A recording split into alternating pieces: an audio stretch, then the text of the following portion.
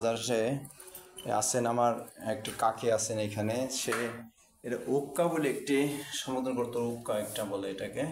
উনি করতেন তার যে খরম, ওনার খরম পাই দিতেন, খরমটা আছে এখানে উনি বসতেন।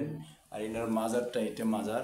আচ্ছা কাকি, ওনার কিছু অলৌকিক কিছু ঘটনা বলেন তো, এই দিকে দাঁড়িয়ে বলেন তো একটু কিছু ঘটনা বলেন যে জানা যে পদ্মা নদীর কি পদ্মা নদীর তিন নৌকা একটা বুঝ ডুবে গেছে, সে এনে বসেই ওর পাশে কইতে পারছেন না?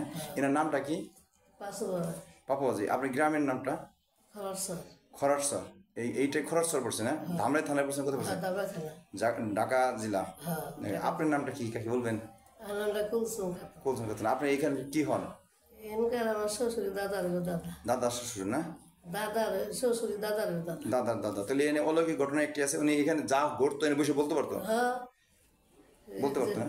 মুখে দাগে তো তাই। তো দর্শক জানুন, ইনি ধরাবাস্ত্র দিলেন, অনেক কাছের লোক।